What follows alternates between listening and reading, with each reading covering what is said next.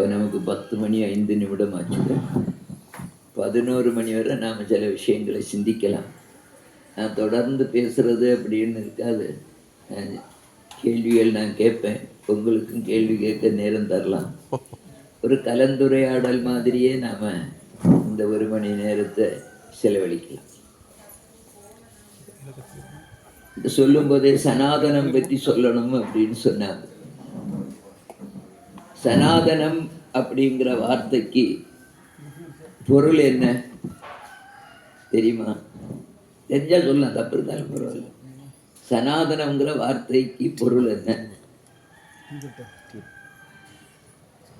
சரி, சனாதனங்கிற வார்த்தைக்கு பொருள் என்றும் உள்ளது, என்றும் இருக்கணும் அப்படி சொல்லியாச்சுன்னா அதுக்கு தொடக்கம் இருக்கக்கூடாது. ஏன்னா தொடக்கம் உள்ளதெல்லாம் முடிவு வரும். எதெல்லாம் தொடங்கியதோ அது முடிவுக்கு வரும். அதனால் இது தொடக்கம் இல்லாதது, அதனால முடிவில்லாதது. முடிவில்லாதது அப்படின்னு சொல்லியாச்சுன்னா அதுக்கு மாற்றம் இருக்கக்கூடாது. ஒரு பொருள் மாறுவதாக இருந்தால் அது முடிந்து விடும். விவேகானந்த சுவாமி சமயத்தை பற்றி சொல்லும்போதே அப்படி சொல்ல, கடவுளை பற்றி சொல்லும்போது அப்படி சொல்றார். அதனால மாற்றம் இல்லாதது, தொடக்கம் இல்லாதது, முடிவு இல்லாதது, என்றும் உள்ளது அப்படிங்கிறது தான் சனாதனம். ஆனால் என்ன சொன்னாங்க, இப்போ ஒருத்தர் சொன்னார், நான் அவருடைய பேரெல்லாம் சொல்ல விரும்பல, நம்ம தெரிஞ்சிருக்கணும் அவ்வளோதான். சனாதனத்தை மொத்தமாக டெங்கு போல அழிச்சிடுவேன் அப்படின்னு சொன்னார். சொன்னாரா இல்லையா? யார் சொன்னார்னு தெரியும், அது பேர் ஒன்றும் சொல்ல வேண்டாம், தெரிஞ்சு வச்சு. இப்போ அவர் ஏன் சொன்னார் அப்படின்னா, சனாதனம்னா என்னன்னு அவருக்கு தெரியல. தெரியாததுனால சொன்னார் சனாதனம் அழிச்சிடுவேன் அப்படின்னு சொல்லி. நல்லது, அவருக்கு சனாதனம் தெரியல, அதனால அழிச்சிடுவேன்னு சொன்னார். சனாதனத்தை அழிக்க முடியுமா? முடியாது. சனாதன தர்மத்தை அழிக்க முடியுமா? முடியாது. எல்லாரும் உறுதியா இருக்கீங்க தானே? கண்டிப்பா. இப்போ அதுல நான் சாதாரணமாக அதில் ஒரு கேள்வி கேட்கறது, சனாதனத்தை அழிக்க முடியாதுன்னு சொல்றது நமக்கு சனாதனம்னா என்னன்னு தெரியுமா? இப்போ சனாதனம்னா என்னன்னு உங்கள்கிட்ட ஒருத்தர் கேட்டா என்ன பதில் சொல்லுவீங்க? சனாதன தர்மம்னா நீங்க எதை சொல்றீங்க அப்படின்னு கேட்டா நீங்க என்ன பதில் சொல்லுவீங்க? சொல்லுங்க, தைரியமா சொல்லுங்க. என்ன சொல்லுவீங்களா சொல்லுங்க. ஒருத்தர் வந்து கேட்குறார், இப்படி ஒருத்தர் சனாதனத்தை அழிக்க முடியும்னு சொல்லியிருக்காரு, நீங்க அழிக்க முடியாதுன்னு சொல்றீங்க, சனாதனம்னா என்ன? சனாதன தர்மம்னா என்ன? பாரம்பரிய தர்மம்னா என்ன? எது பாரம்பரிய தர்மம்? தைரியமா சொல்லுங்க. ஒன்றும் தப்பு கிடையாது. ஒன்று இங்க சொல்லுங்க. பழக்க வழக்கங்களா? பழக்க வழக்கங்கள் என்ன பழக்க வழக்கம்? பழக்க வழக்கங்கள் எல்லாமே அழிஞ்சிடும். இன்னொரு விஷயம், ஒரே இடத்துல இருக்கிற மாதிரி எல்லா இடத்துலையும் பழக்க வழக்கம் இருக்காது. கன்னியாகுமரி மாவட்டத்தில் உள்ள பழக்க வழக்கம் அங்கே இருக்காது. கன்னியாகுமரி மாவட்டத்தில் உள்ளது போய் திருநெல்வேலி போனீங்கன்னா பேச்சு மொழியே மாறிடும், பழக்க வழக்கம் மாறிடும். நாம சரின்னு நினைக்கிறது அவங்க தப்புன்னு சொல்லுவாங்க, நாம ஒரு வார்த்தையை நல்ல வார்த்தையை நினைச்சு அவங்க கெட்ட வார்த்தையை சொல்லுவாங்க. அதனால பழக்க வழக்கம் வந்து எல்லா இடத்துலையும் ஒரே மாதிரி இருக்காது, நிலைத்தும் இருக்காது. நம்ம முன்னாடி இருந்த மாதிரியே இப்போ பழக்க வழக்கம் வச்சிருக்கோம் இல்லை, நம்முடைய பழக்க வழக்கத்தில் மாற்றம் இருக்கு. அதனால பழக்க வழக்கம் சனாதனமாக ஆக முடியாது. வேற நாம சிந்தனை பண்ணுவோம். சொல்லுங்க, உங்களுக்கு என்ன தோன்றதோ சொல்லுங்க. சனாதனம்னா நம்ம வார்த்தைக்கு பொருள் சொல்லிட்டேன், என்றும் உள்ளது, அழியாதது, தொடக்கம் இல்லாதது, முடிவில்லாதது, மாறாதது. இந்து மதம்னா என்ன? அது வேணுமே, அழிக்க முடியாதுன்னு சொல்றோம். என்னது அது? இந்து மதம்னா என்ன? இந்து மத கொள்கை என்ன? இப்போ இதுல பிரச்சனை தான். என்ன பிரச்சனைன்னா, சனாதனம்னா என்ன நமக்கு தெரியாது. நமக்கும் தெரியாது, அவங்களுக்கும் தெரியாது, சொன்னவங்களுக்கும் தெரியாது. அதனாலதான் அவங்க அழிக்க முடியும் சொல்றாங்க, நாம தெரியாமலே அழிக்க முடியாதுன்னு சொல்றோம். இப்ப பிரச்சனை நமக்கு சனாதனம்ங்கிறது என்னன்னு நமக்கு தெரியாததுனால தான் தைரியமாக அவங்க சொல்றாங்க அழிச்சிடுவேன் அப்படின்னு சொல்லி. நாம எல்லாம் தெரிஞ்சு நாம அதுல உணர்வோட இருந்தோம்னா சொல்லுவாங்களா? சொல்ல மாட்டாங்க. நாம அதை பற்றி அறிவில்லாமல், நாம தெளிவில்லாமல் இருக்கிறதுனால அவங்க இதை அழிச்சிடுவோம் அப்படின்னு சொல்றாங்க. இந்த நிலைமை மாறணும்னா நாம சனாதனம்னா என்னன்னு நாம தெளிவா தெரிஞ்சுக்கணும். தெரிஞ்சுட்டு அதுல நாம உறுதியா இருக்கணும், பற்றுதலோட இருக்கணும். அப்ப நாம சனாதனம்னா என்னன்னு பார்க்கணும். சனாதனம் என்றும் உள்ளது அப்படின்னா அதுக்கு இந்து தர்மத்துல நிறைய கொள்கைகள் அப்படி இருக்குது. எல்லாவற்றையும் நாம் இன்னைக்கு எடுத்துக்க போறதில்லை. ஒரு 3 எண்ணம் முக்கியமாக எடுத்துக்கலாம். முதல் இது நம்முடைய ஒரு விஷயம் நாம் இன்னும் நமக்கு தெரிஞ்சுக்கணும். எல்லா மதத்திற்குமே ஒரு அடிப்படை நூல் இருக்கு. கிறிஸ்தவ மதத்துக்கு அடிப்படை நூல் இது பைபிள். முஸ்லீம் மதத்துக்கு அடிப்படை நூல் இது குர்ஆன். இந்து மதத்துக்கு அடிப்படை நூல் இது பகவத்கீதை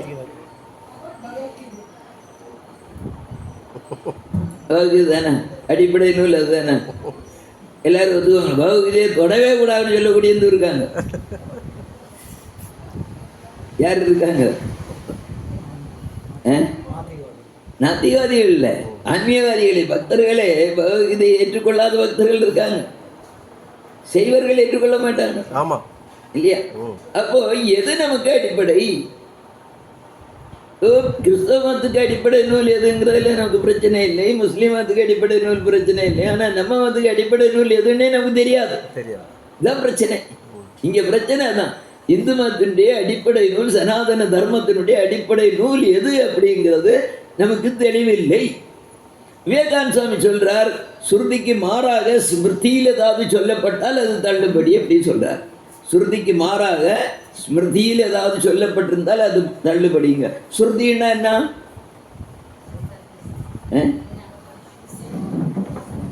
சுருதின்னா என்ன? சுருதின்னா செவி வழியாக வந்ததுன்னு அர்த்தம். வேதங்களுக்கு பெயர் சுருதி.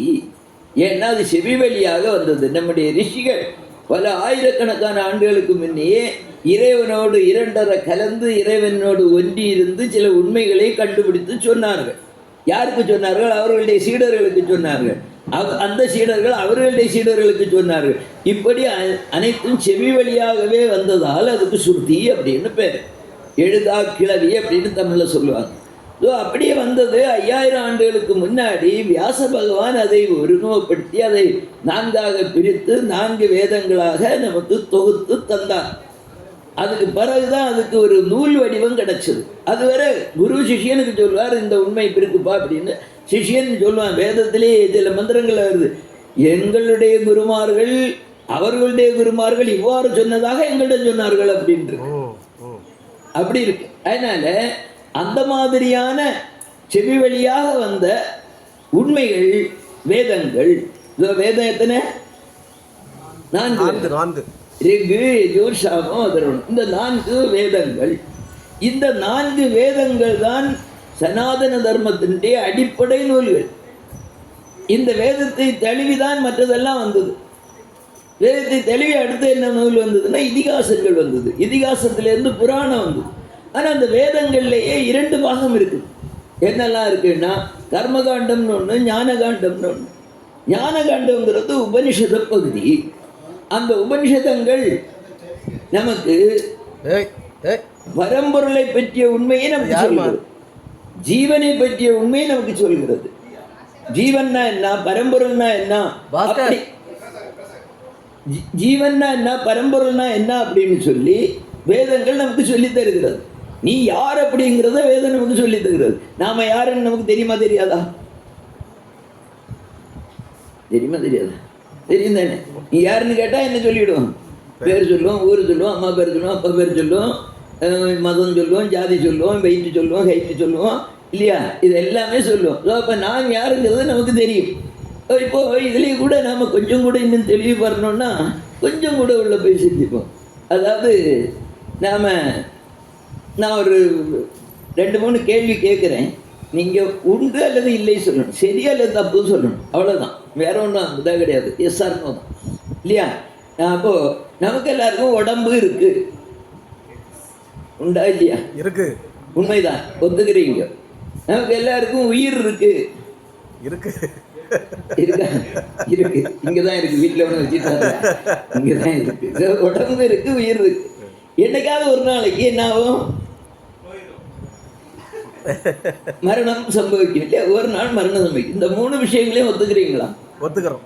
உடம்பு இருக்கு, உயிர் இருக்கு, என்னைக்காவது ஒரு நாளைக்கு போயிடுவோம், செத்துடுவோம், இல்லையா?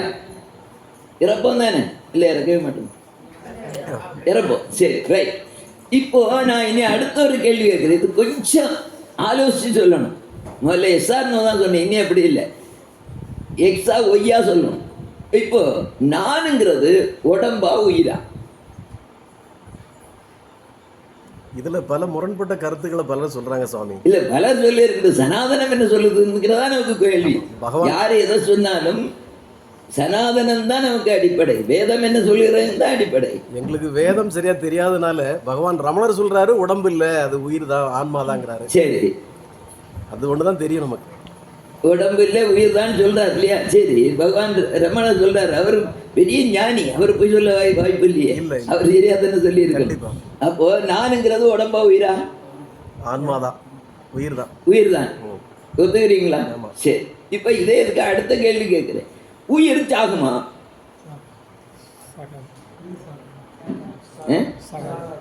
உயிர் சாகுமா? சாகாது. உறுதியாக தான் இருக்கிறீங்க. ஆமா, என்னுடைய சாஸ்திரங்கள்லாம் சொல்லுது ஆன்மாவுக்கு அழிவு கிடையாது, உயிருக்கு அழிவு இல்லை.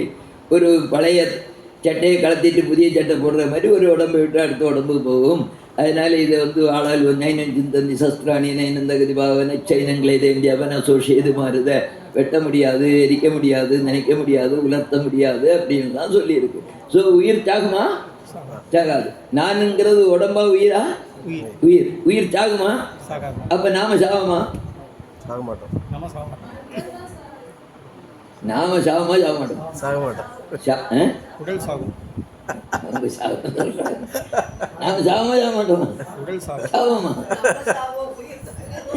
நாமங்கிறது உயிர் தானே. நாமங்கிறது உயிர் தானே. உடம்பு அழியும், உயிர் அழியா. அப்போ உயிர் யாரு? நாம் தானே. அப்ப நாம அழிவோமா? அழிவு கிடையாது. அப்போ நமக்கு அழிவு கிடையாது. நான் சாக மாட்டேன். எதுதான் அழியும்? உடம்பு அழியும். நான் இந்த உடம்புல இருந்து இன்னொரு உடம்புக்கு போயிடுவேன். அதுக்கு போறதுக்கு அதுலயும் உபநிஷத்துல சொல்லி இருக்கு. பஞ்சாகினி வித்தை சொல்லி எப்படி எப்படி அது உடம்பு இன்னொன்று விட்டு போய் திருப்பி எப்படி இன்னொரு உடம்புல வந்து சேருதுங்கிறதும் உபநிஷத்துல சொல்லி இருக்கு. இது எல்லாமே நம்முடைய ரிஷிகள் நிறைய ஆராய்ச்சி பண்ணி இருக்கிறார்கள். ஸோ இப்போ நாம தெரிஞ்சுக்க வேண்டியது, நாம உடம்பு இல்லை, ஆன்மா. நமக்கு அழிவு கிடையாது. நாம சாக மாட்டோம். அதனால தான் விவேகானந்த சாமி வெளிநாட்டில் பேசும்போது பேசினார், அமிர்தஸ்ய புத்ரா, நீங்கள் மரணம் இல்லாத நிலையுடையவர்கள், மிருத்யு உங்களுக்கு கிடையாது, அமிர்தம் நீங்க அப்படின்னு சொன்னார். தெய்வத்தின் குழந்தைகள், உங்களை பாவிகள் என்று அழைப்பது பாவம் அப்படின்னு சொன்னார். பாவி என்று அழைப்பது பாவம். ஏன்னா எல்லாரும் தெய்வ அம்சமுடையவர்கள், எல்லாரும் தெய்வத்தினுடைய குழந்தைகள். அதனால்தான் விவேகானந்த சாமி சொன்னால் each soul is potential divine அப்படி சொன்னார். எல்லாருக்குள்ளும் இறைவன் இருக்கின்றான் அப்படின்னு சொன்னார். இப்போ நாம மரணமற்றவர்கள். இது எது சொல்லுது? வேதம் சொல்லுது. நான் சொல்லல, வேதம் சொல்லுது. விவேகானந்த சாமி சொல்றார். வேதத்தை அடிப்படையாக கொண்டு சொல்ல. விவேகானந்தர் வேதத்துக்கு மாறாக எதையுமே பேசினே கிடையாது. ஏன்னா வேதம் தான் அடிப்படைன்னு அவர் திருப்பி திருப்பி சொல்றார். இப்போ எதுதான் அழியும்? உடல் அழியும். உடல் அழியும். எது அழியாது? உயிர் அழியாது. இப்போ உடம்பு முக்கியமா, உயிர் முக்கியமா? உயிர் தான் முக்கியம். உயிர் தான் முக்கியம். அழியாத நான் முக்கியம், அழியக்கூடிய உடம்பு முக்கியம் இல்லை. அப்போ அழியாத எனக்காக நாம அதிக நேரம் செலவு பண்ணணுமா, அழியக்கூடிய உடம்புக்காக அதிக நேரம் செலவு பண்ணணுமா? Super super sir, excellent. அழியாத உயிருக்காக இப்ப எப்படி செலவு பண்றோம்? உடம்புக்காக தான் செலவு பண்றோம். உடம்புக்காகத்தான் 24 மணி நேரம் செலவு பண்ணோம். கொஞ்ச நேரம் கூட உயிருக்காக செலவு பண்ணல இல்லையா? அப்போ நாம எல்லாம் புத்திசாலிகளா? முட்டாள்னு சொல்றாங்க, நான் சொல்லல. இப்போ நாம முட்டாளா இருக்கணுமா, இல்லை நாம புத்திசாலி ஆகணுமா? புத்திசாலி ஆகணும். புத்திசாலி ஆகணும்னா என்ன பண்ணணும்? அழியக்கூடிய உடம்பை விட அழியாத உயிருக்கு அதிக, அதாவது அழியாத நமக்கு முக்கியத்துவம் கொடுத்து அதற்காக வேலை செய்யணும் இல்லையா? அதுக்காக அழியாத நமக்காக அதிக வேலை செய்யணும்.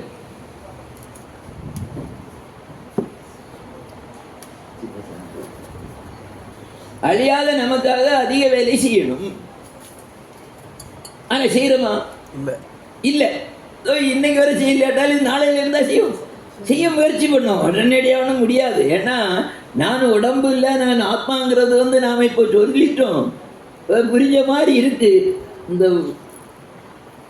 கதவை தாண்டின உடனே கண்டுபிடிச்சிக்கும். ராமகிருஷ்ணர் சொல்றாரு, கங்கையில முங்கின உடனே பாவங்கள்லாம் போய் மரத்துல யாரும் இருந்துக்குமா? கங்கையில இங்க வந்து இதை கேட்கும்போது ஓஹோ நான் உடம்பு இல்லை ஆத்மா, ஆத்மாவினுடைய முன்னேற்றத்திற்காக வேலை செய்யணும். இப்போ நாம உடம்புக்காக எவ்வளோ வேலை பண்ணணும், அதை வளர்க்குறதுக்காக அது இதுன்னு சாப்பிட்றோம். அது என்னெல்லாம் கிடைக்குமோ எல்லாம் சாப்பிட்டு உடம்பை வளர்த்துக்கிறோம், அழகுபடுத்துகிறோம். அதுவும் பியூட்டி பார்லர்லாம் போய் அழகுபடுத்துகிறோம். அதுக்கு பிறகு நம்ம பாதுகாப்புக்காக உடை அது இது என்னெல்லாம் போடணும். பாதுகாப்புக்கு ஏற்பாடு பண்ணுறோம், உடம்பை வளர்க்குறதுக்காக உணவு ஏற்பாடு பண்ணுறோம், உடம்பை அழகுபடுத்துறதுக்காக ஆனப்பன எல்லாம் ஏற்பாடு பண்ணுறோம். ஸோ இது எல்லாமே நாம் எதுக்காக செய்யணும்? உயிருக்காக செய்யணும். உயிருக்காக செய்யணும்.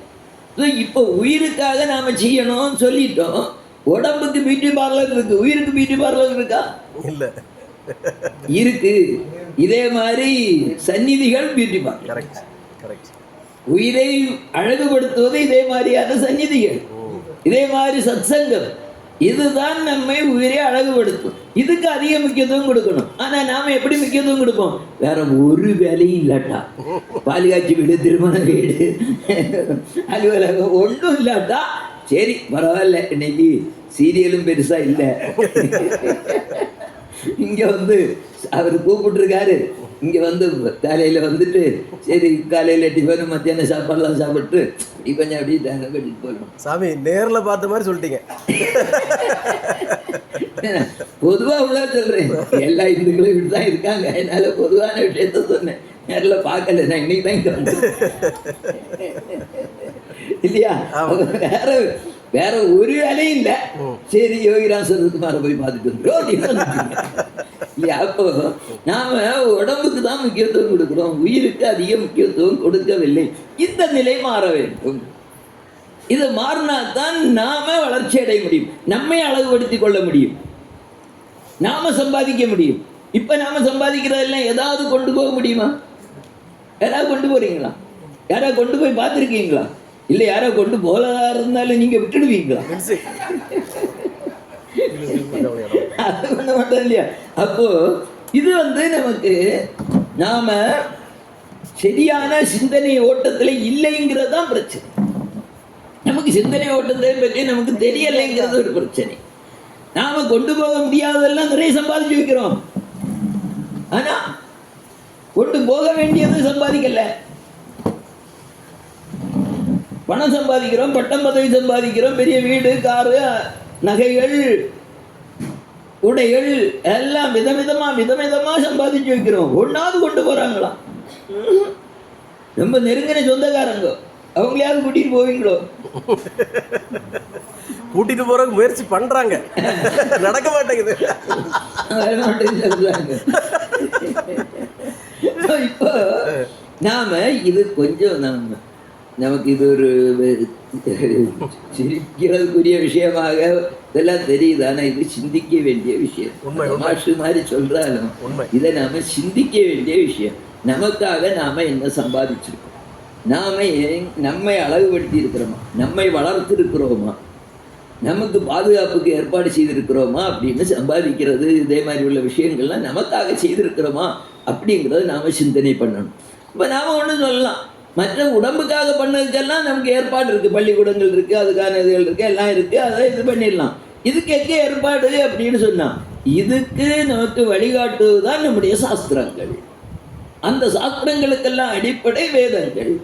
இந்த வேதம் 4 வேதம் இருக்குது. இந்த 4 வேதத்தையுமே மொத்தம் 1180 உபநிடதங்கள் இருக்கிறது. அது உங்களுக்கு தெரிஞ்சு வச்சுக்கணும். பொதுவாக நான் எல்லா இடத்துலையும் சொல்கிறது, இன்னும் நமக்கு அந்த பழக்கம் வரல. நாம் ஆனால் ஒரு காரியம் நாம் செய்யணும். இதே மாதிரி இங்கே நிகழ்ச்சிக்கு வர்றோம் அப்படின்னு சொன்னால் ஏதாவது சத்சங்கம் நடக்கும், யாராவது பேசுவாங்க அப்படின்னு சொன்னால் நாம் எப்படி வரணும்? கையை வீசிட்டு வரக்கூடாது. கையில் என்ன இருக்கணும்? எழுதுகோலும் குறிப்பேடும் இருக்கணும். அல்ல ஒரு காகிதமாவது இருக்கணும், ஒரு எழுதுகோலும் இருக்கணும். அப்போ சொன்னதை நாம் எழுதி வச்சுக்கலாம். இல்லாட்டா என்ன ஆகும்? மத்தியானம் சாப்பிட்றதோட அவுட்டு. நான் இவ்வளோ நேரம் சொன்னதோட அப்படி பறந்து போயிடும். ஸோ இது இப்போ இன்னைக்குள்ளது இருக்கட்டும். இனி அடுத்த தடவையாக இங்கே ஏதாவது நிகழ்ச்சிக்கு வரும்போது கையில் என்ன கொண்டு வரணும்? ஒரு குறிப்பேடு, ஒரு எழுதுகோலும் கொண்டு வரணும். சொல்கிற விஷயத்தை நாம் எழுதி வச்சுக்கணும். சரி, இப்போ இந்த 1180 உபநிடதங்கள் நம்முடைய 4 வேதங்கள்லேயுமா இருக்குது. ஒவ்வொரு வேதத்துலேயும் ஒவ்வொரு எண்ணிக்கை இருக்குது. அதெல்லாம் நம்ம இப்போ வேண்டாம், இருந்தாலும் நீங்கள் மறந்துடுவீங்க.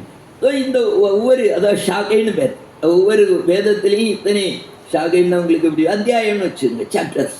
அதில் ஒவ்வொரு அத்தியாயத்துலேயும் ஒரு உபனிஷதம், அப்படி 1150. அதில் நமக்கு கிடைச்சது 108 தான். 108 தான் இப்போ கிடச்சிருக்கு. மீதி எல்லாமே அழிஞ்சு போச்சு. நம்முடைய வெளிநாட்டிலிருந்து வந்து ஆக்கிரமித்தவர்கள், நம்மை படையெடுத்து வந்தவர்கள், அவங்க இதெல்லாம் பார்த்துட்டு பெரிய தட்சசீலம், நாளந்தா பல்கலைக்கழகங்கள் பாரதத்தில் இருந்தது. வெளிநாடுகளில் இருந்தெல்லாம் ஆயிரக்கணக்கானவர் வந்து அங்கே வந்து படிச்சிருக்காங்க. பெரிய நூல் நிலையம் இருந்திருக்குது. அந்த நூல் நிலையத்தில் வந்து பார்த்துட்டு அந்த ஆக்கிரமிப்பாளர்கள் கேட்டாங்களாம், இதில் எங்கள் கடவுளை பற்றி சொல்லியிருக்கா அப்படின்னு. இல்லைன்னு இருக்காங்க. கொடுத்துடான்ட்டாங்க. 2-3 மாசமாக இருந்து எரிஞ்சிருக்கு. தமாஷில் சரித்திரம் இது, வரலாறு. 3 மாதமாக இருந்து எரிந்திருக்கிறது. தாட்சசீலம், நலாந்தா போல. அடுத்தவங்க பார்த்தாங்க, அங்கே இல்லைன்னு சொன்னேன்னு சொல்கிறேன், இருக்குன்னு சொல்லிடுவோம். இருக்குன்னு சொன்னாங்க.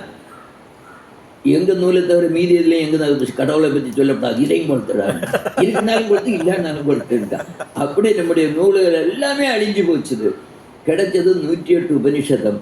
அந்த 108 உபனிஷத்துலேயும் கூட என்ன பிரச்சனை அப்படின்னு சொன்னால், அந்த 108 உபனிஷதங்களில் உள்ள அந்த வாக்கியங்களை நமக்கு புரியணும்னா அதுக்கு ஏதாவது ஒருத்தர் வேணும், விளக்கம் சொல்கிறேன். ஏன்னா அந்த வார்த்தையை பார்த்த உடனே நம்ம திடீர்னு புரிஞ்சுக்க முடியாது.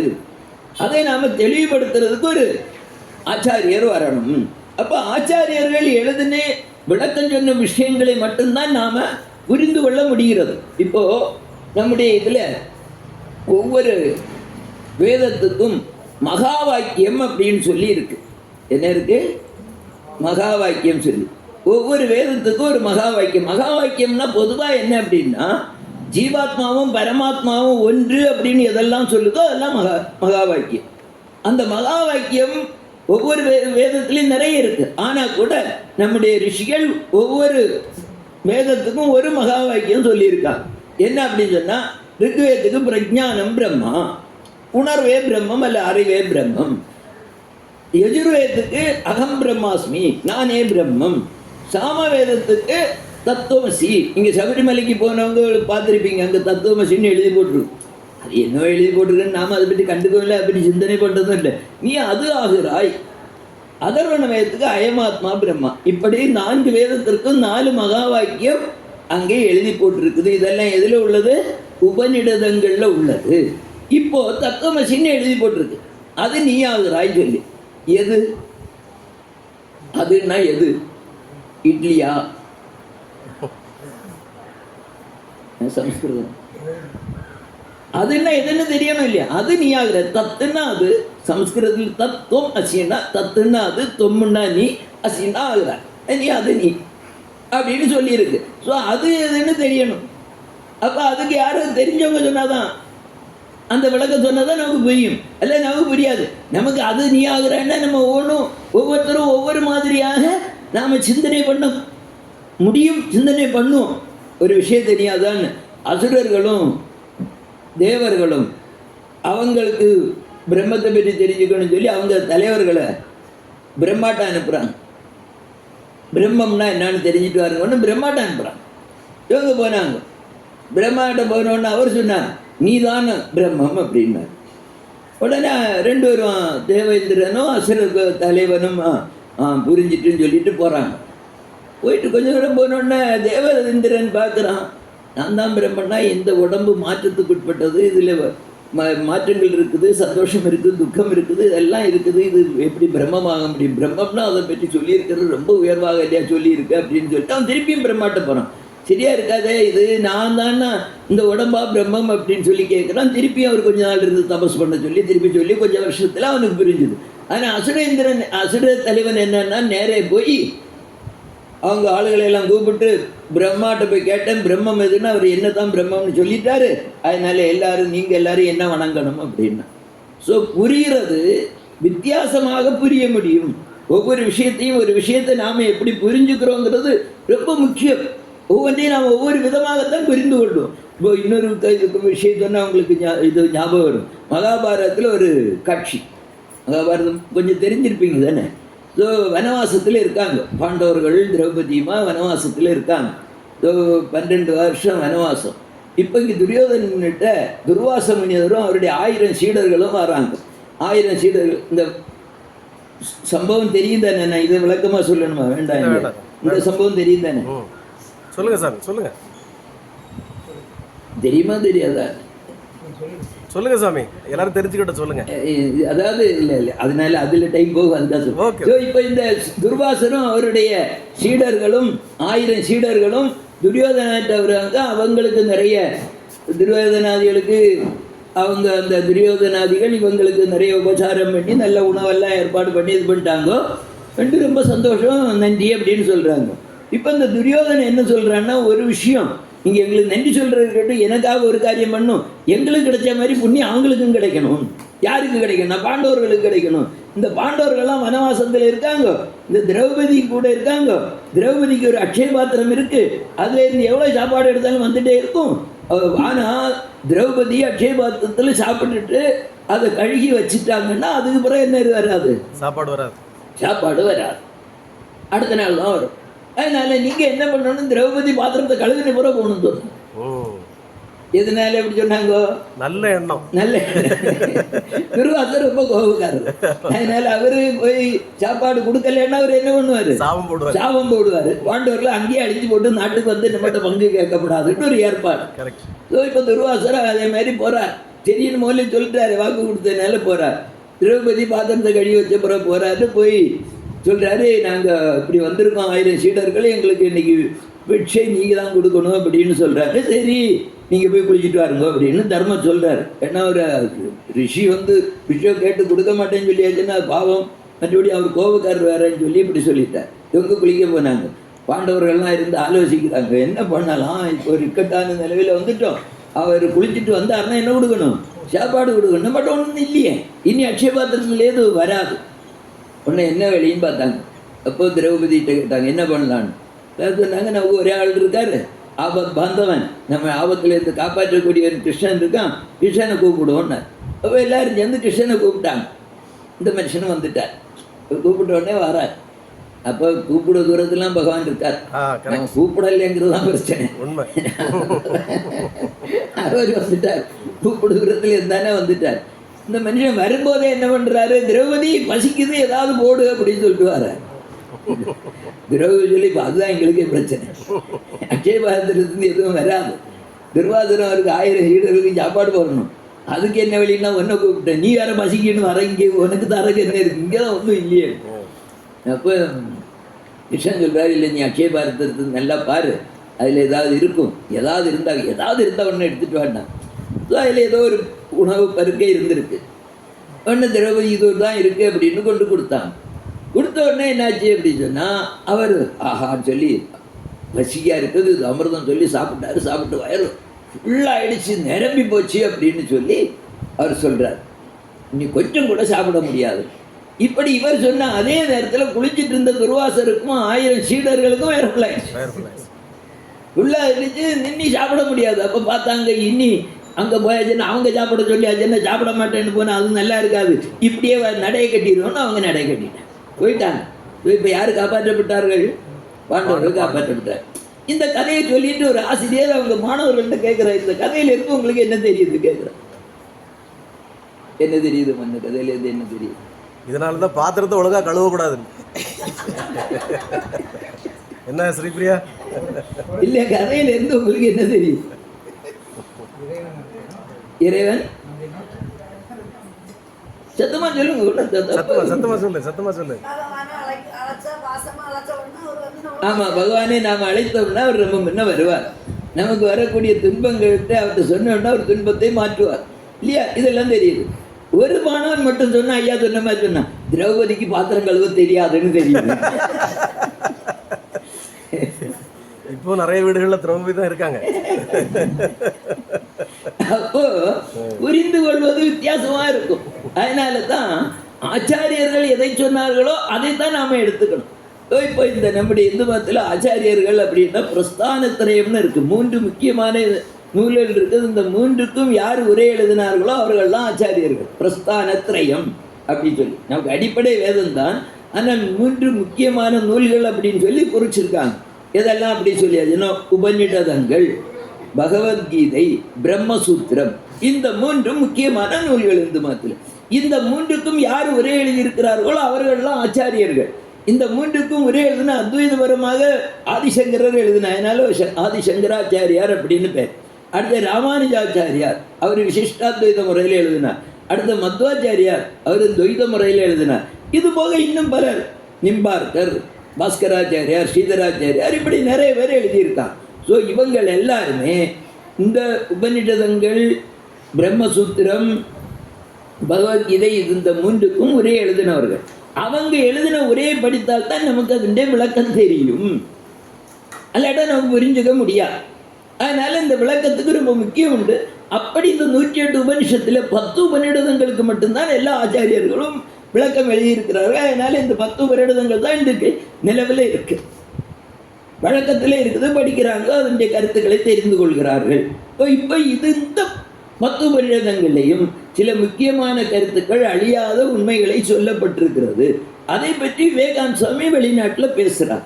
முதல் விஷயம் என்ன சொல்றாரு அப்படின்னு சொன்னா, ஈசாவாஸ்யம் இதம் சர்வம் யத்கிஞ்ச ஜகத்யான் ஜகத் தேன தக்தேன புஞ்சிதா மாகிதக சித்தித்தனம். இது ஈசாவாசிய உபனிஷத்துடைய முதல் பாடம். அதுல முதல் வரி ஈசாவாஸ்யம் இதம் சர்வம். இந்த ஒரு வரி மகாத்மா காந்தி சொல்றாரு, இந்த ஒரு வரி மட்டும் எல்லா நூல்களும் அழிந்து இந்த ஒரு வரி மட்டும் இருந்தது என்றால் இந்து மதம் திருப்பியும் தொடுத்து விடும் அப்படின்னு சொல்றார். ஈசாவாஸ்யம் இதம் சர்வம்னா என்ன? எல்லா இடத்திலும் கடவுள் இருக்கிறார். ஈசா ஆவாஸ்யம் நிறைந்திருக்கிறார். இதம் சர்வம், இங்கே எல்லா இடத்திலும், இங்கே எல்லா இடத்திலும் இறைவன் நிறைந்திருக்கிறார். அதாவது ஆங்கில மொழிக்கும் நம்முடைய தமிழ், சமஸ்கிருதம் இதுக்கெல்லாம் ஒரு வித்தியாசம் உண்டு.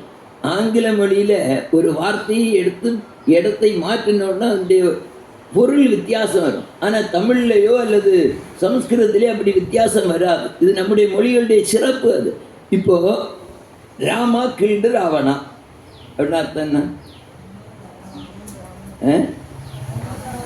ராமன் ராவணனை கொண்டார். ராமா கில்டு ராவணா, ராமன் ராவணனை கொண்டார். இது நமக்கு புரியுது. இப்போ ராவணா கில்டு ராமான்னு எழுதுனா எப்படி ஆயிடும்? ராவணன் ராமனை கொண்டான், பொருள் மாறிடும் இல்லையா? இந்த 3 வார்த்தை அந்த வாக்கியத்தில் எடுத்தவன். கில்டு ராமா ராவணான்னா பெருசா பொருள் ஒன்றும் வராது. ஆனால் நம்முடைய தமிழில் அப்படி கிடையாது. ராமன் ராவணனை கொண்டான். என்ன அர்த்தம்? ராமன் கொண்டு விட்டான் அர்த்தம். இப்ப மாத்துங்க, ராவணனை ராமன் கொன்றான், பொருள் மாறுதா? சேம், அதேதான். அதேதான். கொன்றான் ராமன் ராவணனை, மாறாது. கொன்றான் ராவணனை ராமன், அதேதான், மாறாது. ஏன் அப்படின்னு சொன்னா அந்த உருவு நவனோட சேர்ந்து, பெயர் சொல்லோட உருவு சேர்ந்துடும். அதனால பொருள் மாறாது. இது நம்முடைய மொழிகளுடைய சிறப்பு. அதே மாதிரி தான் சமஸ்கிருதத்திலே. இந்த சமஸ்கிருதத்துக்கும் அந்த சிறப்பு உண்டு. அதனால தான் இன்னைக்கு நம்முடைய கணினிக்கெல்லாம் இந்த சமஸ்கிருத மொழி எளிதாக இருக்கிறது, ஏற்றதாக இருக்கிறது அப்படின்னு சொல்லி உலக நாடுகள் சொல்லிட்டு இருக்காங்க. ஸோ அது ஒரு பக்கம். ஆனால் நம்ம சமஸ்கிருதம், ஹிந்தி இதெல்லாம் நம்ம வெறுக்கணும்னு கொஞ்சம் பேர் நம்மளா மூளை செலவை பண்ணிட்டு இருக்காங்க. அது ஒரு பக்கம் நடந்துட்டு இருக்கு. இப்போ ஈசாவாஸ்யம் இதம் சர்வம், ஈச ஆவாஸ்யம் இதம் சர்வம், இதம் சர்வம் ஈசா ஆவாஸ்யம். எல்லா இடத்திலும் ஈசன் இருக்கின்றான். இது எல்லா இடத்துலையும் ஈசன் இருக்கின்றான். எங்க இருக்கார்? எல்லா இடத்துலையும். இது ஒரு உண்மை. நம்முடைய ரிஷிகள் கண்டுபிடித்த சனாதன உண்மை இது. இதை நாம அழிக்க முடியுமா? எல்லா இடத்துலையும் இறைவன் இருக்கிறான் அப்படின்னா இல்லை, இந்த இடத்துல மட்டும் இறைவன் இல்லாமல் ஆக்கிவிடும் அப்படின்னு சொல்லி ஏதாவது பண்ண முடியுமா? யாராலே மாற்ற முடியாது. இது நிரந்தரமான உண்மை. இது இங்கே இந்தியாவில் உண்மை, அமெரிக்காவில் உண்மை, ஜப்பானில் உண்மை, சைனாவில் உண்மை, பாகிஸ்தானில் உண்மை. எந்த நாட்டுக்கும் எந்த நேரத்திற்கும் காலையில் உண்மை, மத்தியானம் உண்மை, ராத்திரி உண்மை இல்லையா? ஜனவரி உண்மை, பிப்ரவரி உண்மை, சித்திரை உண்மை, வைகாசி உண்மை. எந்த மாசத்திலும் எல்லா நேரத்திலும் எப்பொழுதும் அது உண்மை. இதுதான் சனாதனம். சனாதன கொள்கை, இந்து மத கொள்கை மாறாதது எது அப்படின்னு சொன்னா இது மாறாதது. எது மாறாதது? கடவுள் எல்லா இடத்திலும் இருக்கிறான். கடவுள் எல்லா இடத்திலும் இருக்கிறான் அப்படிங்கிறதுக்கு கொஞ்சம் நேரம் இதாயிடுச்சு, கொஞ்சம் கூட வேகமாக போ. எல்லா இடத்துலையும் இருக்கிற விஞ்ஞானபூர்வமாக ஒரு இது இருக்குது. நாம கடவுளை பற்றி தெரிந்து கொள்ள வேண்டும் என்பதற்காக இதை சொல்றேன். விஞ்ஞானபூர்வமாகவும் நாம இதை இது பண்ண முடியும். நம்முடைய உலகத்துல எல்லா இடத்துலையும் கடவுள் இருக்கிறாருங்கிறது இந்து மத கொள்கை, எல்லாமாக இருக்கிறாருங்கிறது இந்து சனாதன சொல்லக்கூடிய உயர்ந்த கொள்கை. எல்லாமாக இருக்கிறார் கடவுள். எப்படி அப்படின்னா, அப்ப கடவுள்னா என்னன்னு தெரியும். கடவுள்னா என்ன? எத்தனை கடவுள் உண்டு நமக்கு?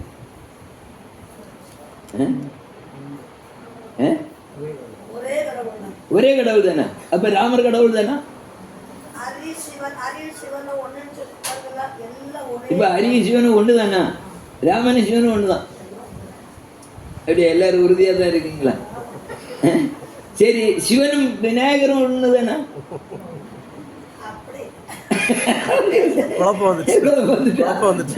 கடவுள் வந்து ஹரிய சிவனும் ஒண்ணு, ஆனா விநாயகரும் சிவனும் ஒண்ணு இல்ல, அப்பனுமானும் இல்லை. முடியாது. பாத்தீங்க, இதான் நம்ம மதத்தினுடைய சிறப்பு. என்னன்னா, நாம தெளிவுபடுத்திக்கல. இதிகாசங்கள், புராணங்கள் இதெல்லாம் நாம பல படிக்கிறோம். நம்முடைய மதத்தை பற்றி நாம தெளிவாக தெரிந்து கொள்ளவில்லை. ஸோ கடவுள் அப்படிங்கிறவருக்கு இப்போ அரிய சிவன் ஒண்ணு. இந்த அரிய சிவன் ஒண்ணுனாலும் கடவுள் யாரு? சிவனா அரியா?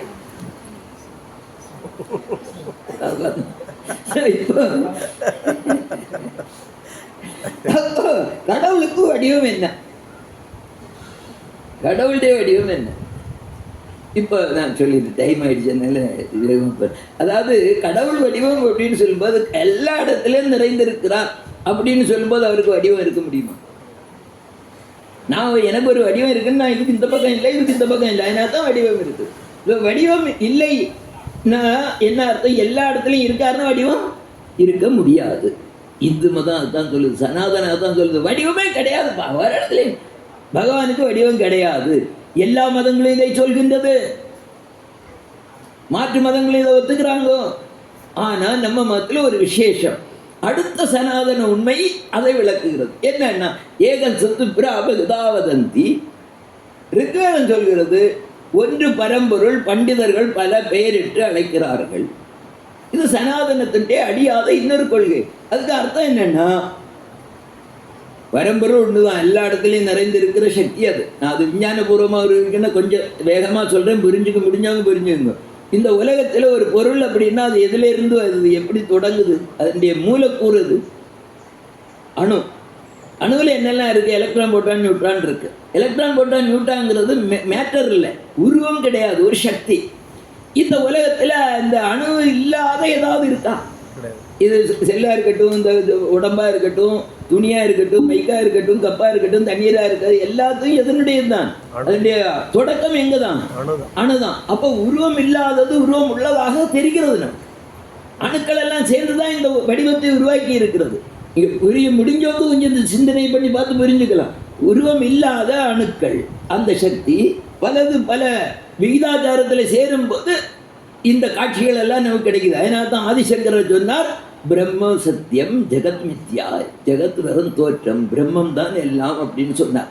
ஸோ இந்த உண்மை அழியாத உண்மை. எல்லாமே பிரம்மம் தான், எல்லாமே கடவுள் தான், கடவுள் தான் எல்லாமாக இருக்கிறார். அப்போ அடுத்தது சொன்னார், கடவுள் ஒருவர் தான், ஆனால் பண்டிதர்கள் பல பெயரிட்டு அழைக்கிறார்கள். இது நம்ம மதத்தினுடைய சிறப்பு, சனாதனத்தினுடைய சிறப்பு. என்னன்னா, நீ எந்த வடிவத்தில் வழிபடுகின்றாயோ, எந்த வடிவத்தில் அழைக்கின்றாயோ, அந்த வடிவத்தில் இறைவன் நம் முன் வருவார், காட்சி தருவார். இது சனாதனம் சொல்லக்கூடிய விஷயம். மற்ற மதங்கள் இது பற்றி சொல்லல. இதை நாம நம்புறோமா? நம்புறோம். கடவுள் அப்ப நாம எந்த வடிவத்தில் வழிபட்டால் அந்த வடிவத்தில் வருவார். எந்த வடிவத்தில் வந்தாலும் அது ஒரே கடவுள் தான். எங்கு நிறைந்த கடவுள் நமக்கு ஏற்ற வடிவத்தை எடுத்துக்கொள்வார். ஆனா கடவுள் நம்ம முன்ன வரணும், கடவுளை பார்க்கணும், நமக்கு அது ஆசை இருக்கா? அவர் வரணும்னு இல்ல சாமி, நான் கேக்குறதெல்லாம் தந்தாகும். யோகிராம் சரத்குமார் நம்ம முன்னாடி வந்து காட்சி வேணும் கொடுக்காணும். நான் எனக்கு நெக்லஸ் வேணும்னு கேட்டா அதை கொடுத்துட்டா போதும், ஸ்கூட்டி வேணும் கேட்டா ஸ்கூட்டி கொடுத்தா போதும், பட்டு புடவை கேட்டா பட்டு புடவை கொடுத்தா போதும், கார் வேணும் கேட்டா கார் கொடுத்தா போதும், வேலை வேணும் கேட்டா வேலை கொடுத்தா போதும், குழந்தை வேணும் கேட்டா குழந்தை கொடுத்தா போதும். அவர் ஒன்றும் வரேன்னா, ஏன்னா நாம யாருமே அவர்கிட்ட போய் இதெல்லாம் கேட்கிறோமே தவிர, இறைவா நீ எனக்கு தரிசனம் கொடுன்னு கேட்கிறோமா? கிடையவே கிடையாது. இல்ல. அப்போ நமக்கு அதுல ஆர்வம் இல்லை, இந்த உலக பொருட்கள்ல தான் ஆர்வம். ஏன் உலக பொருட்கள் ஆர்வம் அப்படி சொன்னா, நாம உடம்பு தான் நானுங்கிறதுல உறுதியா இருக்கும். 99 9% நான் வயல உறுதியா இருக்கேன், நான் உடம்பு தாண்டா அப்படிங்கிறது இல்லை இல்லையா? அதனால இந்த உடம்பு சார்ந்த விஷயங்களை மட்டும்தான் கேட்கிறோம். ஆன்மா சார்ந்த விஷயங்களை நாம கேட்கல. கடவுள்கிட்ட போய் கோவில்ல போய் யாரும் பகவானே நீ எனக்கு தரிசனம் தரணும், அல்ல தேவி நீ எனக்கு தரிசனம் தரணும் கேட்கல. ராமகிருஷ்ணர் கேட்டார், அவருக்கு தரிசனம் கொடுத்தாங்க, நாம கேட்கல. வினையேன் அழுதால் உன்னை பெறலாமே அப்படின்னா, அப்ப நமக்கு அதுக்காக நமக்கு ஒரு சொட்டு கண்ணீர் கூட வரல இல்லையா? நமக்கு வயிற்று வலி வந்தா கண்ணீர் வரும் மாறலையேன்னு சொல்லி, அடுத்த வீட்டுக்காரையும் பட்டு கூட வாங்கிட்டா நமக்கு கண்ணீர் வரும், நமக்கு வாங்கலையேன்னு சொல்லி. ஸோ இதெல்லாம் தான் வருது, வேற கடவு வேணும்னு சொல்லி நமக்கு கண்ணீர் வரல. அது வரணும். அதுக்குதான் நம்முடைய இந்த வார்த்தை சொல்லுது, கடவுள் ஒருவர் தான், பரம்பொருள் ஒன்று தான், நீ விரும்பிய வடிவில் வருவார். இதை யாரும் மாற்ற முடியாது. நீங்க எந்த வடிவத்தில் விரும்புகிறீர்களோ அந்த வடிவத்தில் வருவார். நீங்க மாற்று மாற்றவர்களோ அவங்க விரும்புகிற வடிவத்தில் வழிபட்டு அவங்க வருவார். இங்க நீங்க யோகிராம் சரத்குமார் வடிவத்தில் வழிபட்டு இருக்கிறீங்க, நீங்க வேண்டிய நாள் அவர் வருவார், அந்த வடிவத்தில் வருவார். இது நமக்கு ஒரு நம்பிக்கை வேணும். நமக்கு இது அழிக்க முடியாத உண்மை. அடுத்து இன்னும் மூன்றாவது ஒன்று சொல்றார், நிறைய இருக்குது, 3 மட்டும் நம்ம இன்னைக்கு பார்ப்போம். அடுத்தது என்னன்னா நம்முடைய மறுபிறப்பு கொள்கை. நாம் செய்ததனுடைய வினையை நாம் தான் அனுபவிக்கணும். நல்லது செய்தால் நல்லது, கெட்டது செய்தால் கெட்டது. யாரும் பாவம் என்பது தர முடியாது. எந்த சாமியாரும் வந்து குறுக்க வந்து உங்களை காப்பாற்ற முடியாது. நீங்க செய்தா நீங்க என்னதான் பண்ணி ஆகணும், அனுபவிச்சு தான் ஆகணும். இது நம்முடைய மறுமுறை கொலை. அதாவது for every action there must be equal and opposite reaction. அதுக்கு யாரும் மாற்றம் சொல்ல முடியாது. அதனால நீங்க நல்லது செய்தா உங்களுக்கு என்ன கிடைக்கும், கெட்ட செய்தா வினை விதைத்தவன் வினையா இருப்பான், திணை விதைத்தவன் திணையா இருப்பான். அதுல ஒன்றும் மாற்றம் கிடையாது. இது நாம சொல்லக்கூடிய மிக முக்கியமான உண்மை, மாறாத உண்மை, எல்லா இடத்துலையும் எல்லாருக்கும் பொருந்தக்கூடியது. ஏன் எனக்கு இதில் நம்பிக்கை இல்லை அதனால இது பொருந்தாதுன்னு சொன்னா முடியாது. தீ இருக்கு, தீ இதில் தொட்டா என்ன ஆகும், சுடும். எனக்கு தீ சுட்டா சுடும்னு எனக்கு தெரியாது, அதனால நான் சுட்டேன். அப்போ நீ தீயை நீ ஏன் சுட்டேன்னு கேட்க முடியுமா? அது சுடுதான் நீ, அது அதனுடைய தன்மை. அதுபோல நாம் செய்யக்கூடிய வினைகள் நமக்கு அதனுடைய பலனை தரும். அதனால இன்னைக்கு நாம நல்லா இருக்கோம், இன்பம் அனுபவிக்கிறோம்னா காரணம் என்ன? என்னைக்கோ ஒரு நல்லது செய்திருக்கிறோம். இன்னைக்கு துன்பம் அனுபவிக்கிறோம்னா அதுக்கு காரணம் என்ன? என்னைக்கோ ஒரு கெட்டது செய்திருக்கிறோம். ஆனால் சில ஊர்கள் எல்லாம் சொல்லுவாங்க, அது எழுத்த வீட்டுக்காரி செய்துவினை செய்து விட்டா அப்படின்னு சொல்லி. நமக்கு யாரும் செய்துவினை பண்ண முடியாது. நாம செய்த வினையை தவிர வேற எந்த வினையும் நமக்கு வராது. அதனால தான் சாஸ்திரங்கள்ல தமிழ் இலக்கியங்களே சொல்லியிருக்கு, தீதும் நன்றும் வரா, ஆனாலும் அடுத்தவங்களை தோணும் அவளால தான் நான் கட்டேன் அப்படின்னு சொல்லி. அப்போ இந்த உண்மை நாம் செய்வதன் பலன் நாம் அனுபவித்து ஆக வேண்டும் என்பது மாறாத உண்மை. இது போல சனாதனத்தில் நிறைய விஷயங்கள் இருக்குது. இதோட இன்னொரு விஷயம், சனாதனத்தில் இல்லாத விஷயத்தை நாம இருக்கிறதா நினைச்சிட்டு இருக்கோம். அதுல ஒரு விஷயம் என்ன அப்படின்னு சொல்லியாச்சுன்னா, ஜாதி. ஜாதி சனாதனத்தில் இருக்கா இல்லையா? ஜாதி இருக்கா இல்லையா? இருக்கு. சனாதனத்துல ஜாதி இருக்கா இல்லையா? அது வேற மாதிரி இருக்கு. வேற மாதிரி இருக்கு. வேற மாதிரி என்ன? வர்ணாசிரம தர்மம் இருக்கு. இப்ப இருக்கக்கூடிய இந்த ஜாதி அமைப்பு, இப்ப அவந்த நான் சனாதனத்தை அழிப்பேன்னு சொன்னாலும் என்ன சொன்னார் அப்படின்னா, கடைசியில் நான் இந்து மதத்தை அழிக்கன்னு சொல்லல, இதுல இருக்கக்கூடிய இந்த சமூக நீதி இதை தான் அழிப்பேன். சமூக நீதி சொல்ல ஜாதி வித்தியாசம். நீ ஜாதி வித்தியாசத்தை அழிப்பேன்னு சொல்லி சொல்ல. ஏன்னா ஜாதி வித்தியாசங்கிறது சமூகத்துல இருக்கு, மக்கள்கிட்ட இருக்கு. ஆனால் சனாதனத்துல இருக்கான்னா இல்லை. ஏன் இல்லைன்னா, எங்கேயுமே வேதத்திலேயோ இதிகாசத்திலேயோ புராணத்திலேயோ இல்லை மற்ற நூல்களிலேயோ ஜாதியை பற்றி சொல்லப்படவில்லை. மனுநீதி இதுலேயும் சொல்லல. அதான் எல்லாரும் ரொம்ப குத்தம் சொல்லிட்டு இருக்காங்க. அவன் சொல்றதெல்லாம் நாம நம்பிட்டு இருக்கோம். மனு சாஸ்திரத்தில் அப்படி சொல்லியிருக்கு, இப்படி சொல்லியிருக்குன்னு. நாம எதாவது படிச்சிருக்கோமா? அவனும் படிக்க கிடையாது.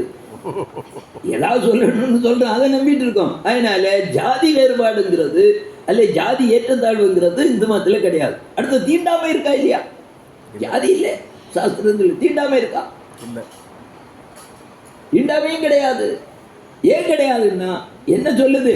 அகமாத்மா குடாகேச சர்வபூதா ஜெயஸ்திதான் சொல்லியிருக்கு. நான் எல்லா உயிர்களிலும் இருக்கிறேன்.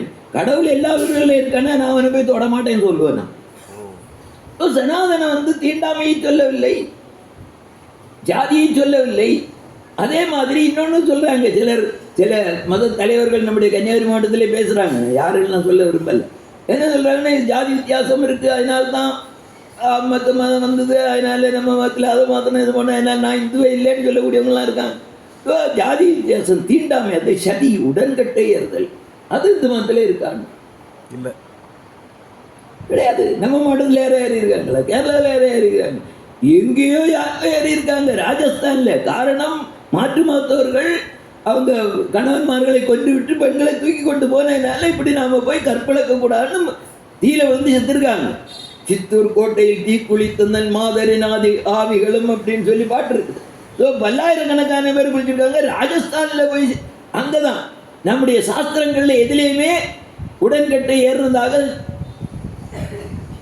வரலாறு இல்லை. மகாபாரதத்துல ஒரு இடத்துல வருது, மாத்திரு தேவி உடன்கட்டை ஏறுறாங்க. என்ன காரணம்னா, அது கணவனுடைய இறப்புக்கு நான் காரணமாகி விட்டேன் என்ற குற்ற உணர்வுனால இருக்கிறாங்க, மற்றபடி எங்கேயும் கிடையாது. இது சனாதனத்தை பற்றி நமக்கு தெரியாததுனால மற்றவங்க நம்மளை குத்தம் சொல்லும் போது நாம் அதை பற்றி எதிர்ப்பு இல்லாமல் நாம இருக்கிறோம். நாம் எதிர்க்க மாட்டோம்னு தெரிஞ்சுதான் அவன் சொல்றான். நம்மளை ஏமாத்தணும் சொல்லி, இந்துக்களை ஏமாத்தணும், சனாதனத்தை அழிக்க முடியாது. ஆனால் இப்படியே சொல்லி சொல்லி யாரே அழிக்கலாம்னா சனாதனியே அழிக்கலாம். புரியுதா? சனாதனங்கிறது இந்து சமய கொள்கைகள், இதை யாரும் அழிக்க முடியாது. ஆனால் சனாதனியே அழிக்க முடியும். எப்படி அழிக்கலாம்னா இந்த நம்பிக்கை இல்லாமல் ஆக்குறது. ஒரு விஷயம் என்ன, இந்த நம்பிக்கை உள்ளவர்களை இல்லாமல் ஆக்குறது அல்லது கொள்றது.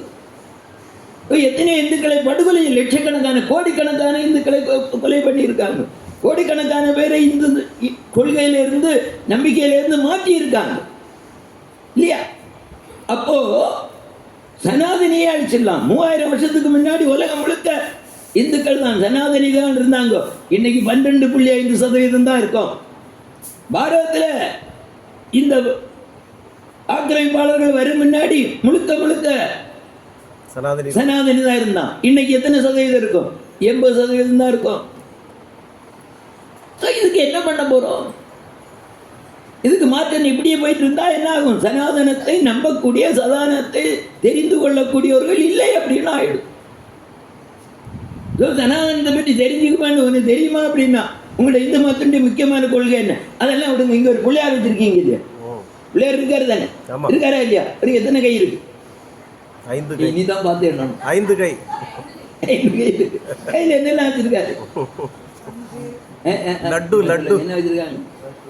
இல்ல வேற என்ன சொல்லுங்க, சும்மா சொல்லுங்க, ஒன்றும் தப்பு தப்புறாரு. என்னெல்லாம் வச்சிருக்காரு?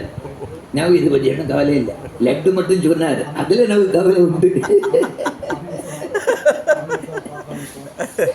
அங்குசாசம் அங்குசம், ஒரு கையில இனிப்பு, இன்னொரு கையில அபயம் இருக்கிறது இருக்கு. கொம்பு வச்சிருக்காரு, ஒடித்த கொம்பு வச்சிருக்கிறார். இது எல்லாம் எதுக்கு வச்சு? ஒடிச்ச கொம்பு எதுக்கு வச்சிருக்காரு? வாசங்குசம் எதுக்கு வச்சிருக்காரு? யாராவது கேட்டா நமக்கு தெரியுமா? தான். சரி, இவருக்கு ஒரு வாகனம் கொடுத்துருக்காங்க. என்ன வாகனம்? முஷி வாகனம். அது எவ்வளவு பெருசா இருக்கும்? இத்தனோன்னு இருக்கும். இவர் எப்படி இருப்பாரு? இப்படி இருப்பாரு. இவர் இந்த வாகனத்துல ஏறி போலான்னு சொல்லி ஏறி உட்கார்ந்தா வாகனம் என்ன ஆகும்? நசிங்கிடும். அப்ப இப்படி ஒரு வாகனத்தை ஏன் கொடுத்தீங்க?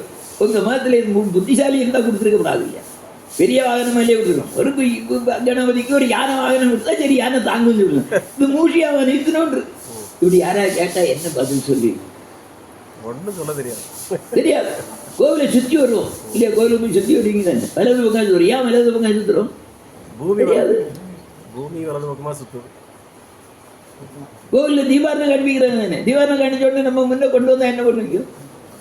தொட்டு எப்படி கும்பிடுவீங்க? தொட்டு எங்க வைப்பீங்க? கண்ணில் வச்சுக்கீங்க. ஏன் தொட்டு கண்ணில் வைக்கிறீங்க? யாராவது மாற்று மதத்தவர்களோ கடவுள் நம்பிக்கை இல்லாதவர்களோ கேட்டால் என்ன பதில் சொல்வீர்கள்? தெரியாது. நான் சொல்லட்டுமா ஏன் தொட்டு கண்ணில் வைக்கிறீங்க?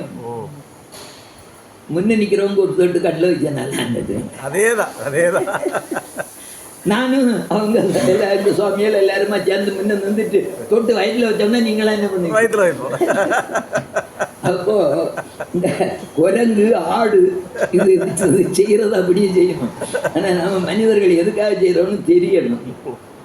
அதை பற்றி நம்ம விசாரம் பண்ணணும். இதுக்கு எல்லாத்துக்கும் தத்துவம் இருக்கிறது. மருத்துவ ரீதியாக, மனோதத்துவ ரீதியாக, ஆன்ம ரீதியாக இதுக்கு எல்லாமே உள்ள அர்த்தம் இருக்கு. இதை நாம தெரிஞ்சுக்கணும். தெரிஞ்சுக்கிறதுக்கு நமக்கு ஆர்வம் இருக்கான்னா நமக்கு ஆர்வம் இல்லை. நமக்கு நெக்லஸும் பட்டுப்புடவையும் கிடைச்சாச்சுன்னா கூட இதெல்லாம் இருக்கு. அதனால நாம ஆத்மாவிற்கு நாம வளர்ச்சிக்கு என்ன பண்ணணும் அப்படிங்கிறத நாம சிந்தனை பண்ணணும். நம்முடைய சனாதனம் அப்படியே சனாதனிகள் குறைந்து கொண்டே வந்தால், சனாதன தர்மத்தை பின்பற்றுவர்களே இல்லாத ஒரு நிலை வந்ததுன்னா உலகத்தில் சாந்தியும் சமாதானம் போயிடும் அப்படின்னு விவேகானந்தர் சொல்றார். ஏன்னா உலகத்தில் சாந்தியும் சமாதானத்தையும் கொடுக்கக்கூடிய ஒரே தர்மம் சனாதன தர்மம் தான். பாரத நாடு தான் இதை செய்ய முடியும்னு சொல்றார். அதனால நாம என்ன பண்ணணும்? இதை வளர்க்கணும். அப்போ என்ன பண்ணணும்? நாம் நிறைய சனாதன தர்மத்தை பற்றி படிச்சுட்டு நம்முடைய குழந்தைகளுக்கு சொல்லி கொடுக்கணும். அல்லது நம்முடைய ஊரில் உள்ள எல்லாரையும் கூப்பிட்டு வச்சு, குழந்தைகளும் பெரியவங்க எல்லாரையும் கூப்பிட்டு வச்சு சொல்லணும். அதோட சனாதனத்தை நாம் இந்த சதவீதம் குறையாமல் இருக்கணும்னா நிறைய குழந்தைகளை பெற்றுக்கணும். குறைஞ்சது ஒவ்வொருத்தரும் 5 குழந்தைகளை பெற்றுக்கணும். அப்போ தான் சனாதனம் அதனுடைய உண்மையான நிலையில நிற்க முடியும். சமய வகுப்பு நீங்கள் தொடங்கலாம். அல்ல நீங்கள் சமயத்தை பற்றி படித்து உங்களுடைய குழந்தைகளுக்கு நீங்கள் சொல்லலாம். குறைந்தபட்சம் குழந்தைகளுக்காக சொல்லிக் கொடுக்கலாம். இப்போ குழந்தைகளுக்கு என்னதான் சொல்லிக் கொடுக்குறாங்களான்னா ஒன்றும் கிடையாது. அது காலையில் எழும்பி 5 மணிக்கு 6 மணிக்கு எழுப்பி அதை ராத்திரி 10 மணி 11 மணி வரை அதை போட்டு தொந்தரவு பண்ணி படின்னு சொல்லி அது ஃபெடப் ஆகி கிறுக்கு பிடிக்கிற அளவு கொண்டு வந்துடும். அதுக்கு 4 வார்த்தைகள் நல்ல விஷயங்கள் சொல்லிக் கொடுக்கணும், நல்ல காரியங்கள் சொல்லிக் கொடுக்கணும்னு நாம் நினைக்கல. கடைசியில் என்ன, நான் சொன்னால் பிள்ளை கேட்கல. எப்படி கேட்க? நீ கேட்கும்படியாக வளர்க்கலையே. எந்த குழந்தையும் நல்ல குழந்தை தான் மண்ணில் பிறக்கையிலே அவர் நல்லவராவதும் தீயவராவதும் அன்னை வளர்ப்பது. சில வீட்டில் தந்தை வளர்ப்பதில்லை. சரி, எப்படி என்ன வான்மதி இருக்காளா? அதனால நாம என்ன பண்ணணும்? நல்ல குழந்தைகளாக வளர்க்க வேண்டிய பொறுப்பு நமக்கு கொடுத்துருக்காங்க. நான் சாதாரணமாக சொல்றது, பெண்கள் வேலைக்கு போகக்கூடாது. என்ன, பெண்களுக்கு ஆல்ரெடி வேலை கொடுத்துருக்கு. என்ன வேலை கொடுத்துருக்கு? நல்ல குழந்தைகளை உருவாக்குவோம். அந்த பெரிய வேலை கொடுத்துருக்கு. நாட்டை காப்பாற்ற வேண்டிய வேலை உங்க கையில கொடுத்துருக்கு. அதையெல்லாம் விட்டுட்டு நான் போய் டிரைவரா போவேன், நாங்கள் ராக்கெட் ஓட்டுவேன்னா செய்யறவங்க செய்யட்டும். ஆனால் நமக்குன்னு ஒரு வேலை இருக்கு. அதுதான் நமக்கு முக்கியமாக பார்க்கணும். என்ன வேலை? நல்ல குழந்தைகளை உருவாக்குவது, நல்லவர்களை உருவாக்கு. நீ கேட்டா எல்லா இடத்துலையும் ஊழல், எல்லா இடத்துலையும் லஞ்சம், எல்லா இடத்துலையும் பயங்கரவாதம், என்னது இது பாலியல் வன்முறை, ஆனை பூனை நோய். படித்தோம்னா பத்திரிகையை படித்தோம்னா ஊடகங்களை பார்த்தோம்னா என்ன செய்தி தான் வருது? இதுதான் செய்தி தான் வருது. ஆனால் இன்னொரு விஷயம் கூட நாம் நல்லா தெரிஞ்சுக்கணும். என்ன விஷயம் அப்படின்னு சொல்லியாச்சுன்னா, இந்த ஊடகங்களை நம்பி நாம் ஏமாந்து போகக்கூடாது. ஊடகங்கள் நம்மை தவறாக திசை திருப்புதுன்னு. நம்முடைய பாரத நாட்டில் எத்தனை சதவீதம் பேர் ரொம்ப அதிக பெரிய பாவங்கள் செய்பவர்கள் இருப்பார்கள் சொல்லுங்க? பாரத நாட்டில் எத்தனை சதவீதம் பேர் பெரிய பாவங்கள் மாபாதங்கள் செய்பவர் எத்தனை பேர் இருப்பாங்க? ஒரு 1% தான் இருப்பாங்க. எப்படிமா அவர் 1% சொல்றாரு? அப்படிதானே வச்சுக்கலாமா? இல்லை கூட இருப்பாங்களா? நீங்க உங்க கணக்க சொல்லலாம். மகா பாவங்கள் கூட இருப்பாங்க. ஆனால் நம்முடைய கணக்கெடுப்பு என்ன சொல்லுதுன்னா, 1,00,000 பேர்ல 4 பேர் தான் பெரிய பாவங்கள் செய்வாங்க. ஆனால் இந்த ஊடகங்களை பார்த்தோன்னா முழுக்க ஏதோ முழுக்க தவறு நடக்கிற மாதிரி போடாங்க. என்ன காரணம் தெரியுமா? இந்த நிருபர்கள் எல்லாம், இங்கே யாராவது நிருபர் இருந்தால் மன்னிக்கணும் சொல்ற உண்மையை சொல்லுறதுனால என்னென்ன, இந்த நிருபர்கள்லாம் யாரோட தொடர்பு வச்சுக்குவாங்கன்னா, அந்தந்த பகுதியில் இருக்கக்கூடிய காவல் நிலையத்தோட தொடர்பு வச்சுக்குவாங்க. காவல் நிலையத்தில் ஒரு புகார் போச்சுன்னா உடனே அதை நிருபர்களுக்கு கூப்பிட்டு சொல்லுவாங்க, அதை போட்டுருவாங்க. நீங்கள் எவ்வளோ நல்ல காரியம், இன்னைக்கு இப்படி ஒரு நல்ல காரியம் நடந்தது, யோகிராஜ் சிவகுமாருக்கு ஜெயந்தி கொண்டாடணும், பேப்பரில் வருமா? வரணும்னா நீங்கள் ஏதாவது கொடுக்கணும். மற்றது அது வரணும்னா யாரும் ஒன்றும் கொடுக்கணும். அதனால் ஊடகங்கள் நமக்கு பாரதத்துக்கு எதிராக இருக்குது. ஸோ இதெல்லாம் மாறணும்னா நாம் சனாதனத்தை பற்றி நல்லா படிக்கணும். நாம் சமய வகுப்புகள் தொடங்கி சொல்லிக் கொடுக்கணும். இல்லை நம்முடைய குழந்தைகளுக்காவது குறைந்தபட்சம் சொல்லிக் கொடுக்கணும். ஆன்மாவிற்கு, அதாவது நமக்கு எதை சம்பாதிக்கலாம், நாம் எப்படி நம்மை அழகுபடுத்தலாங்கிற பற்றி நாம் சிந்தனை பண்ணணும். அப்படியாக சிந்தனை பண்ணி நாம் உயர்ந்த நிலை அடைவதற்கு, இறைநிலை அடைவதற்கு இறைவன் அருள் புரிய, நம்முடைய யோகிராம் சிவகுமார் அருள் புரிய பிரார்த்திக்கிறேன். வணக்கம்.